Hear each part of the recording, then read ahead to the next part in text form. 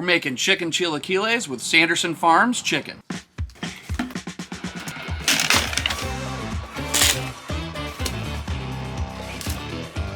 We're going to use 4 cloves of garlic. Nice big thick rings.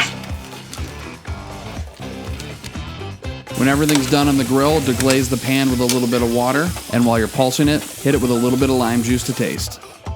About a 1/4 cup of cilantro, just a pinch of salt.